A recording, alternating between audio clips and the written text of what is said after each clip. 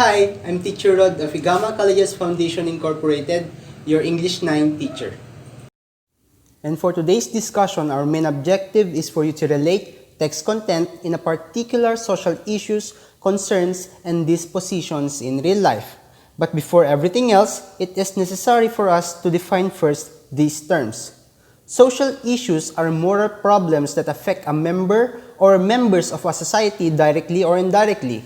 Some of these issues include poverty, divorce, bullying, civil rights, corruption, pornography, abortion, and the likes. On the other hand, according to Hall and Horde 1987, concerns come as the composite representation of feelings, preoccupation, thought, and consideration given to a particular issue or task, whereas dispositions are prevailing tendency, mood, or inclination, the temperamental makeup of an individual, or to put it simply, this is the tendency of an individual to act in a certain manner under a given circumstance, or basically this refers to the attitude of an individual toward life around oneself. And now, for us to achieve the main objective, we are now going to examine the poem Discrimination by David Taylor. Everyone, let us read all together. Racism, a nasty word that conjures thoughts of oppressive deeds made by man because of creed. Discrimination, another one that binds our minds and sharpens tongues because of some elitist thought that's unjust and plainly wrong. Fighting wars because of God, trampling on the underdog, but we have legislation to banish discrimination. Equal opportunity is the current phrase or incantation.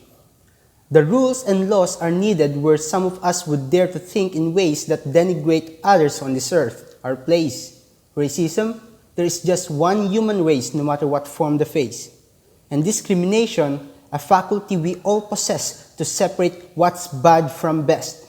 Discrimination would be good if it were used for what it does, revealing what unites all of us.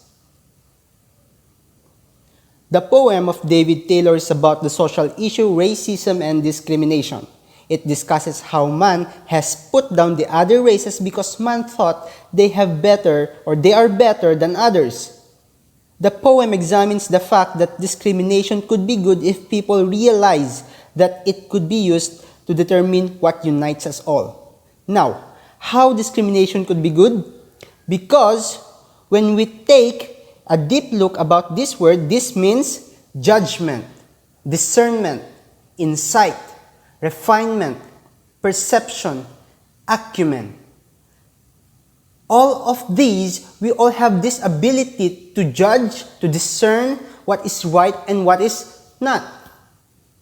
And now, discrimination would be good if it were used for what it does, revealing what unites all of us.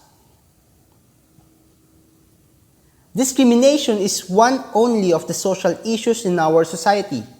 Today, aside from discrimination, people from all over the world are having various issues about the pandemic. COVID-19 has imprisoned and isolated us into what limits us now. The new normal has set boundaries that lessen the freedom of people. It made the society constricted with fear, and social issues during the pandemic arise. Some of the issues caused by the COVID-19 is the new system of education, the normal use of face masks and face shields, and worst, it affects not only the physical health of human beings, but also their psychological or mental health. Now, let us consider this article from Provincial Government of Ilocos Norte, Communications and Media Offices. The Provincial Government of Ilocos Norte, through the initiative of Governor Matthew Marcos Manotoc, will be launching its Speak Up I'm Here mental health movement to help address the increasing number of psychological related incidents in the province. The movement is created due to consecutive suicide-related cases reported in these past months. According to Ilocos Norte Police Provincial Office, there is a 32% increase in suicide incidents compared to their August 2019 data. Speak Up I'm Here aims to expand the service delivery network to address mental health issues, encourage positive psychological practices, try to prevent suicide and improve mental health situations, and decrease mental health-related incidents. On October 1, the implementing offices, the Communications and Media Office, the Ilocos Norte Youth Development Office, and Gender and Development Office, and the Provincial Public Employment Service Office will commence series of activities under the movement. These include face-to-face consultations, uploading videos on mental health, symposia or webinars, and opening a 24/7 hotline service for residents who seek professional mental advice. Moreover, a mental health center will be put up in the Governor Roque B. Ablan Sr. Memorial Hospital to provide psychological consultations to inpatients, especially those who tested positive for COVID-19. The provincial government will launch a helpline to make mental health support services more accessible and available. Along with this, PGIN will be partnering with the certified counseling professionals across the province to be part of the helpline team and administer psychological crisis interventions. According to Governor Matthew Marcos Manotoc, he stated, "Let's lend a helping hand while we can. Let's look after all of those around us. This is a dark time for some people, but rest assured that there are sunny days ahead. To everyone, kapit lang, kaya natin to, this too shall pass." And that is the Speak Up I'm Here article of PGIN CMO. Now, what are the social issues present in the article? Does it talk about pandemic, war, discrimination, suicide, or early pregnancy? Does it talk about modules, love, abortion, depression, or education?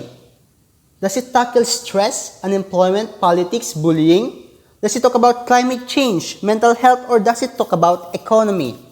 And that is for you to find out.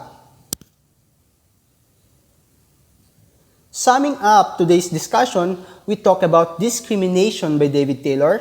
We talk about the article Speak Up I'm Here published by PGIN CMO. And now, for your concerns and dispositions, you are expected to present it through a reaction paper, through a poem, through interpretation, and through a poster slogan making. For more information, please read your modules. And that ends our discussion. Remember to send me your exit responses on our chat room with the following given patterns. 3 things you've learned today, 2 things you've found interesting with this lecture, and 1 question you still have in your mind regarding the lesson.